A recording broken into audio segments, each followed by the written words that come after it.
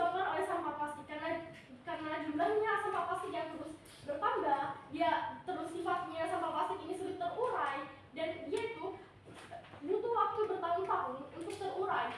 Maka sampah plastik itu bisa saja ada di lautan, dan ketika dia ada di lautan bisa saja mempengaruhi hewan, merusak ekosistem. Nah, maka dari itu kami dari tim Preposisi menganggap ini sangat perlu karena status quo yang baru tadi. Indonesia itu darurat sampah, dan terutama itu sampah plastik. Karena dia sekali pakai, maka dia itu mudah menjadi sampah. Karena mudah, dia akan mudah bertumpuk. Yang kedua, sampah plastik sekali pakai ini sulit terurai tadi. Ketika dia sulit terurai, dia akan terus bertumpuk. Dan yang ketiga, dia itu mengganggu keseimbangan ekosistem. Kenapa mengganggu keseimbangan ekosistem? Ketika sampah itu bertumpuk misalkan, dan sebagian sampah itu terbuang di laut. Ketika dia terbuang ke laut, itu dapat mengganggu keseimbangan ekosistem. Kenapa dia mengganggu keseimbangan ekosistem? Karena hewan laut yang tercemar habitatnya, misalkan terumbu karang akibat sampah, hutan mangrove yang menjadi rusak karena penumpukan sampah itu. Dan tentunya ini akan mengganggu keseimbangan lingkungan, mengganggu habitat, dan bisa saja membuat hewan itu mati. Karena kenapa? Sampah yang terbuang ke laut bisa saja dimakan oleh hewan tersebut. Dan oleh karena itu, sebagai tim Preposisi kami hadir dengan membawakan mekanisme yakni melarang total dengan alternatif yang ramah lingkungan. Pertama, mekanisme ini kita akan terapkan di tempat umum. Setelah di tempat umum seperti jalan, taman, sekolah, kemudian ini diterapkan di area penjualan seperti pasar tradisional, pusat perbelanjaan. Kenapa? Karena dengan solusi sampah plastik ini diganti dengan alternatif yang lebih ramah lingkungan seperti kantong kain, tas belanja kerajinan, tas belanja yang terbuat dari kain misalkan dari rotan, kemudian ada juga alternatifnya yakni dari sampah organik seperti daun singkong, daun pisang. Kenapa ini akan jauh lebih baik dengan diganti? Karena itu dapat dipakai berulang, misalkan seperti wadah makanan dan bakar.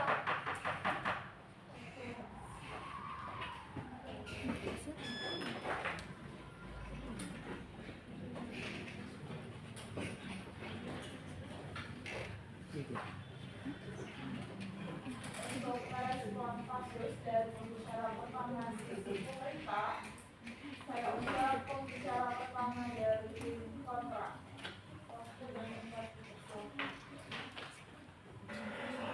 Baik, pertanyaan ini saya akan mulai dalam 3, 2, 1. Oke, saya akan merespon apa? Pelarangan plastik secara total itu membuat masyarakat akan kaget dengan hal itu. Oke. Saya akan memasuki dalam musik kali ini, yaitu Dewan ini akan melarang penggunaan plastik sekali pakai untuk menjaga keberlanjutan ekosistem. Plastik adalah polimer sintetis yang terbuat dari molekul yang panjang sehingga dapat mudah terbentuk, seperti contoh kantong kresek, botol plastik, sedotan plastik. Polimer sintetis memiliki harga yang murah sehingga ini dapat ditemukan di mana saja. Dan polimer sintetis memiliki bahan fleksibel dan kuat. Karena hal ini murah, masyarakat ekonomi yang terbatas dan para UMKM dapat memakainya. Kami akan memberikan solusi, yaitu pendaur ulang sampah. Nanti akan dijelaskan pada mekanisme saya. Oke. Daur ulang adalah suatu proses plastik yang akan didaur ulang menjadi barang-barang berguna seperti perhiasan atau mani. Oke. Jadi, saya akan memframing perdebatan ini, yaitu plastik memiliki harga yang murah dibandingkan bahan yang ramah lingkungan. Dan yang kedua, sampah plastik akan dilakukan secara berkelanjutan. Oke. Kenapa pelarangan ini tidak baik? Karena masyarakat sudah terbiasa plastik polimer sintetis, sehingga ini jika dilakukan pelarangan ini, maka masyarakat akan kaget dan kesusahan karena plastik memiliki harga yang murah. Oke, mekanisme kami yang saya bisa sampaikan. Yang pertama, kita akan memberikan edukasi seperti kampanye, lalu diberikan pemahaman penting menjaga ekosistem. Yang kedua, membangun infrastruktur daur ulang dan menyuruh pada masyarakat dan industri untuk mendaur ulang sampah tersebut. Oke, Goals kami juri, kami juga ingin menjaga keberlanjutan ekosistem, namun kami tidak melakukan pelarangan ini.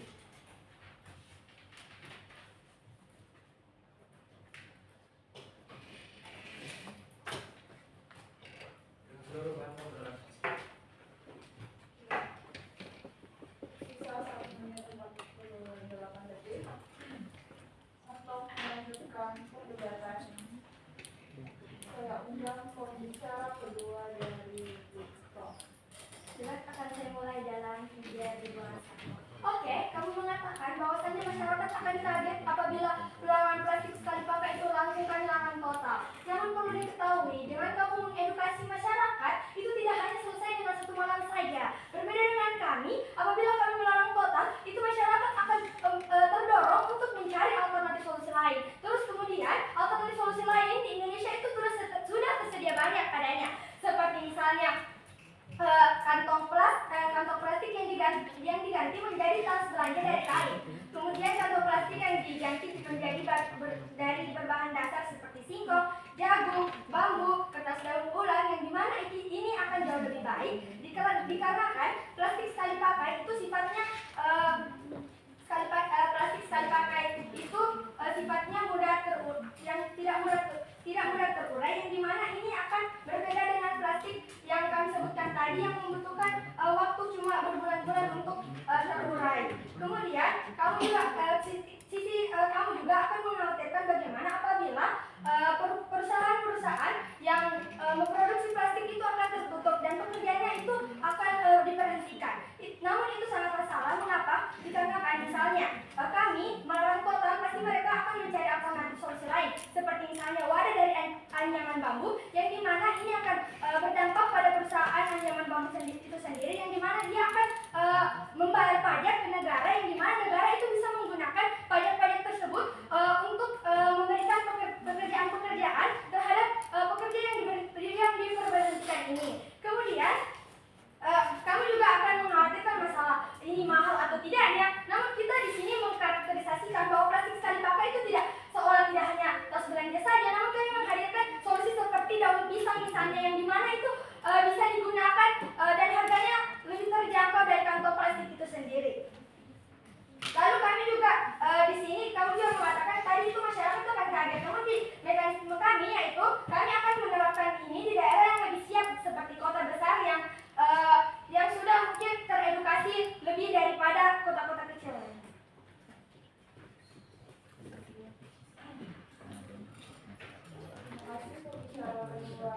Dari sisi pemerintah, pengarah penghasil saya akan pembicara kedua dari sisi kontrak.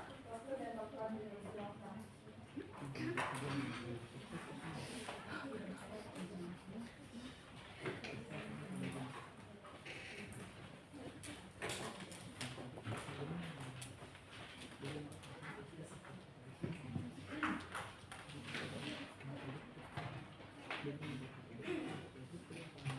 Baik, saya akan mulai dari 3, 2, 1. Mari respon dari tim pemerintah.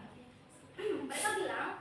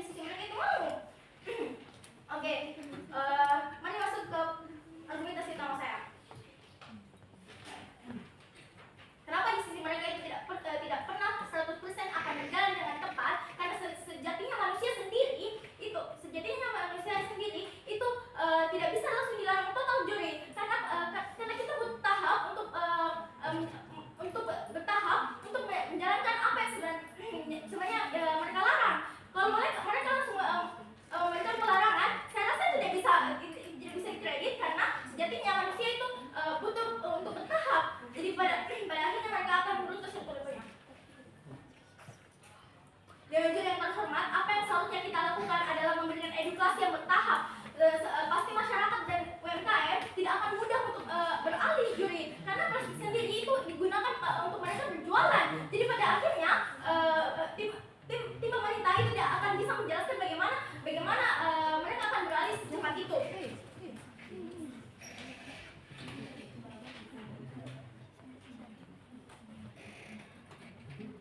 Oke, mekanisme yang saya lakukan adalah edukasi terlebih dahulu selama 6 bulan pertama. Itu adalah penerapan mekanisme yang bertahap. 1. Edukasi terlebih dahulu dan sosialisasi. Juri sadari masyarakat akan lebih patuh jika mereka sadar kalau hal yang merusak ekosistem itu berbahaya. Jadi seharusnya mereka harus paham dulu untuk apa yang sebenarnya mereka harus jalankan. Karena pada akhirnya kalau mereka langsung melarang total, itu tidak akan berjalan sepenuhnya, karena sebenarnya mereka tidak pernah menjelaskan bagaimana hal itu akan bertahap, juri. Yang kedua, kita akan melakukan pengawasan terhadap UMKM untuk menjalankan infrastruktur daur ulang.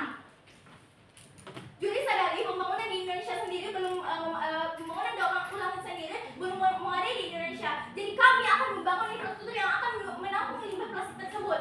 Pun pada akhirnya mereka melarang, tapi tidak pernah memberikan bagaimana efektifnya plastik itu akan diarahkan. Terutamanya bagi toko industri dan UMKM, mereka akan membangun infrastruktur daur ulang. Mereka akan memberanikan sampah plastik itu ke infrastruktur daur ulang agar pemerintah bisa mengelola dengan baik.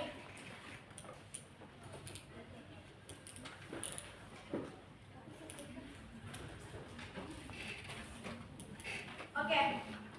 Tidak lupa pemahaman bagi manusia itu harus tetap dijalankan di sisi kami, karena kami rasa di sisi kami itu percaya bahwa manusia itu semua orang di dunia ini, semua orang di kota maupun di pelosok, mereka harus mengetahui kenapa sebenarnya kita tuh harus menjaga ekosistem. Mereka harus paham plastik berbahaya itu berbahaya bagi ekosistem, dan saya rasa di sisi kami tidak pernah menjalankan hal ini. Jadi bagaimana sebenarnya mekanisme yang kamu berikan itu tidak pernah berjalan 100%. Oke, kalau kamu bilang kamu akan menggantinya dengan tote bag, saya rasa itu tidak benar, karena masyarakat saat ini mau mereka pergi ke sekolah, ke tempat kerja mereka tidak sering membawa tote bag. Yang namanya tote bag, orang pulang kerja mereka tidak pernah sewaktu-waktu mau pergi ke supermarket, mau ke tempat perbelanjaan yang mereka ingin beli, mereka itu tidak pernah membawa tote bag. Silakan. Namun misalnya kamu mengatakan ini tidak tersedia, dan misalnya mereka harus pulang kerja lalu mereka membelanja di supermarket, yang dimana supermarket sendiri yang seperti kita ketahui, juri, di itu sudah tersedia banyak tote bag atau plastik yang terbuat dari kain. Oke. Kamu seharusnya jangan menginterupsi terlebih dahulu, karena saya rasa argumentasi saya belum saya jelaskan dengan jelas. Oke, mari lanjut. Saya akan jelaskan saat ini. Mereka tidak ke supermarket dan tidak membawa tote bag. Kalaupun pada dasarnya mereka akan supermarket itu akan menggunakan tote bag, memberikan tote bag kepada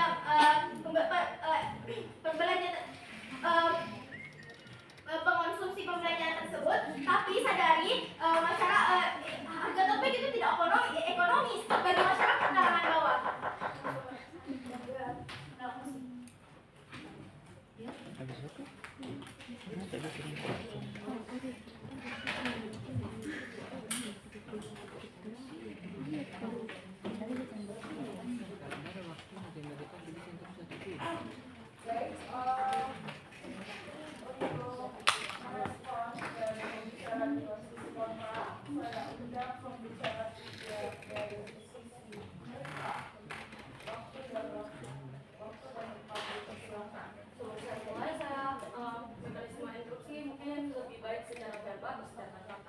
Debat ini saya akan mulai dalam 3, 2, 1. Pembicara kedua dari tim kontrol mengatakan bahwa sudah banyak edukasi edukasi yang diberikan. Namun pada dasarnya sekarang itu banyak edukasi, tapi tetap sampah itu tetap menggunung. Jadi seolah-olah edukasi itu serasa sia-sia kalau tidak ada pelarangan total. Yang dimana pelarangan total ini bahkan membuat masyarakat itu menjadi kreatif dan sadar akan lingkungan sekitarnya.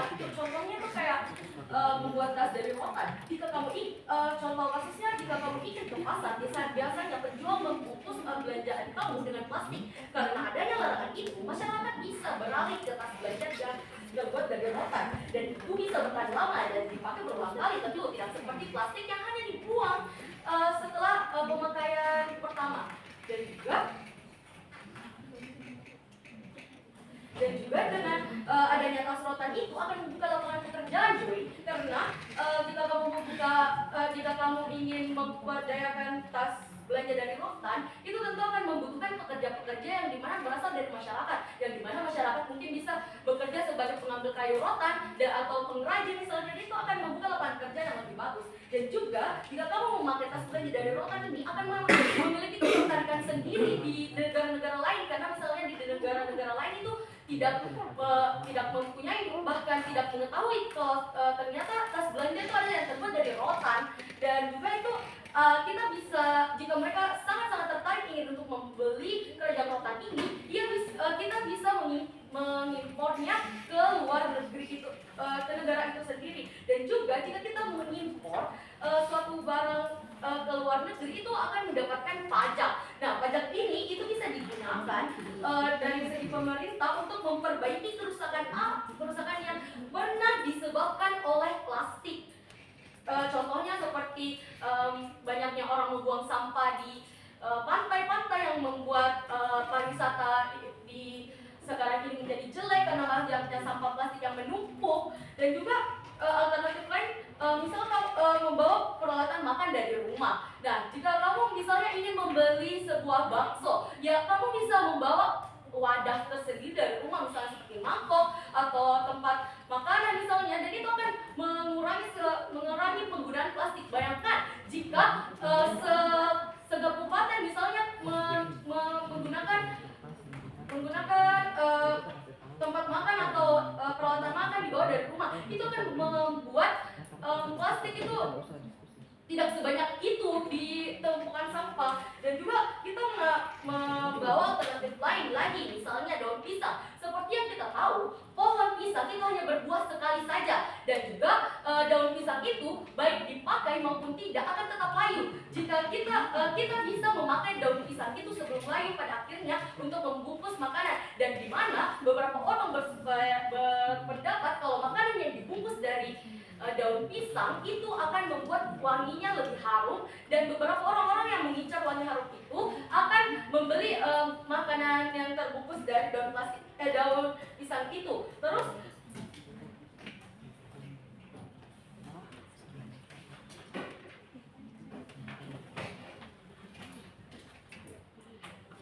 dengan membawa peralatan makan dari rumah itu tidak hanya bisa digunakan seperti tempat makan saja. Kamu bisa membawa tumbler dari rumah misalkan, dan kamu bisa mengisinya dengan air putih yang dimana itu jauh lebih sehat. Dan juga dimana jika kamu membeli minuman kemasan itu tentunya dibungkus dengan plastik, dan kamu membeli itu secara terus menerus, itu akan membuat plastik lebih banyak. Jika kamu membawa tumbler dari rumah dan kamu mengisinya dengan air putih, itu akan jauh lebih sehat dan mengurangi dampak plastik. Dan juga kamu bisa membawa alat makan seperti sendok garpu misalnya, supaya kamu tidak memakai sendok garpu yang disediakan dari food court yang terbuat dari plastik. Maka dari itu kami sangat menolak dengan mosi pada kali ini, mendukung mosi pada kali ini, yaitu dengan pelarangan sampah. Itu akan sangat berpengaruh itu di lingkungan masyarakat tentang ekosistem. Dan ya, mungkin cukup sekian, terima kasih.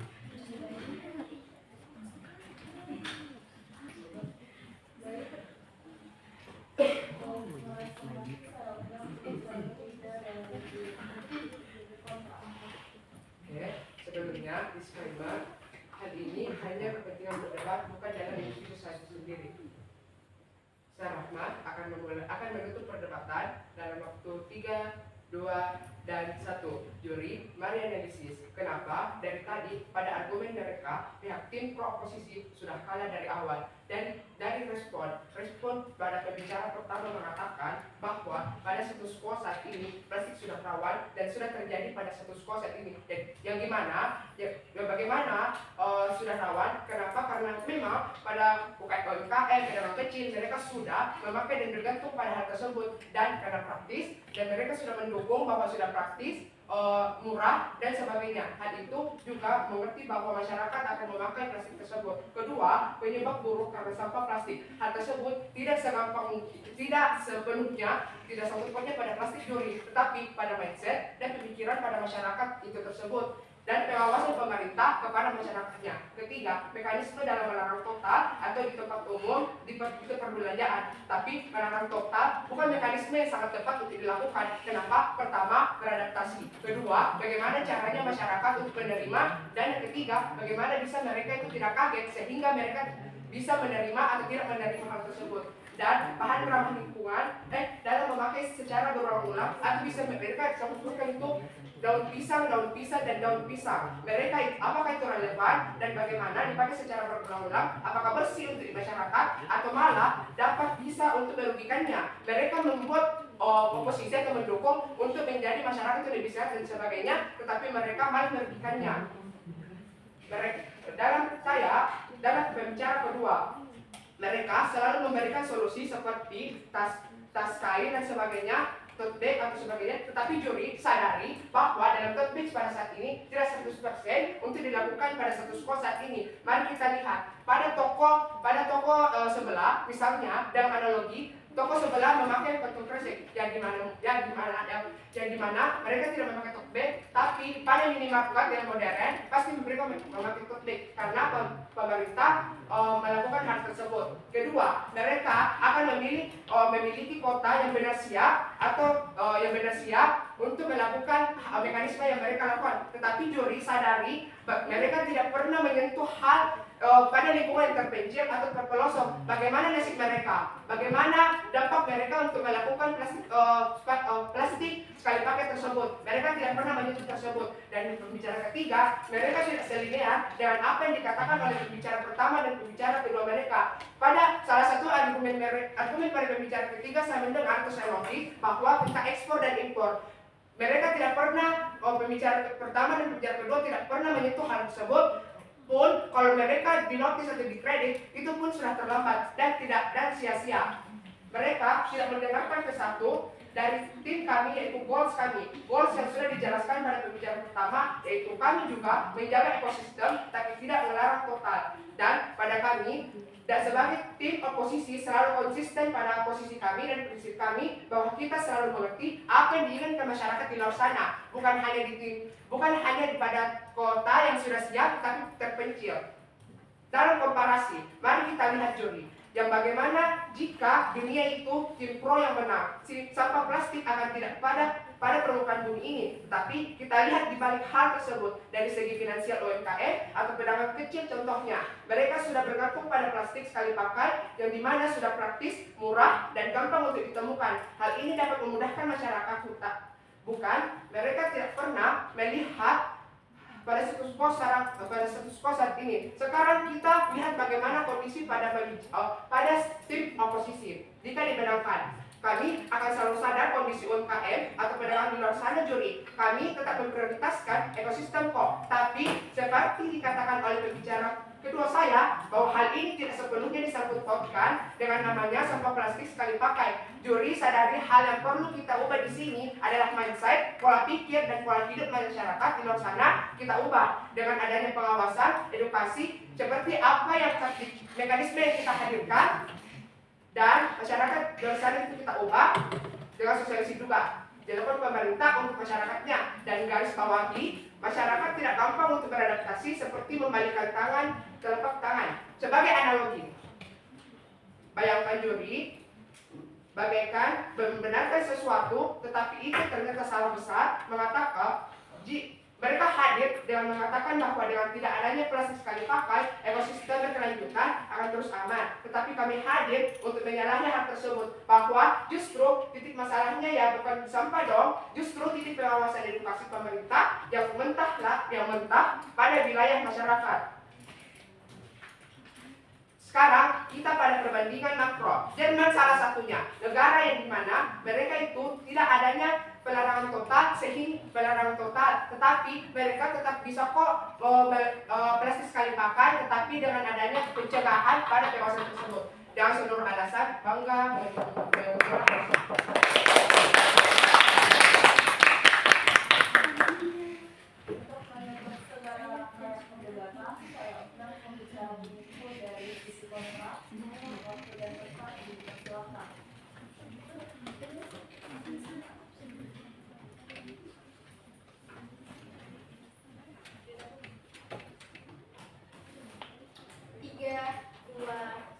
Pelarangan total membuat masyarakat kalangan bawah itu kesulitan untuk beradaptasi, dan solusi kami itu lebih efektif dibandingkan solusi yang kalian berikan.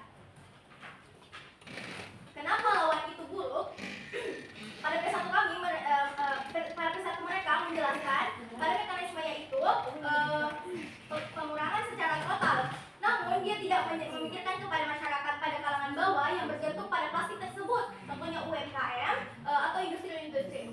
Lawan selalu mengaung-aungkan pada tumbler, bahan-bahan alami, tetapi itu membutuhkan lagi biaya tambahan sehingga itu memberi pada masyarakat kalangan bawah yang tidak ekonomisnya rendah.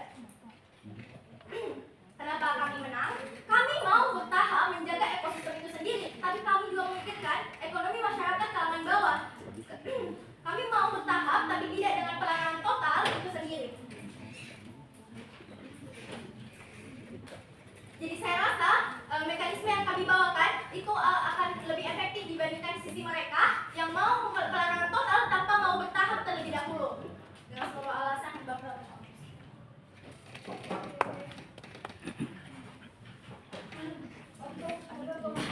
Rangkaian perdebatan dari match pertama, saya undang pembicara info dari sisi Pro.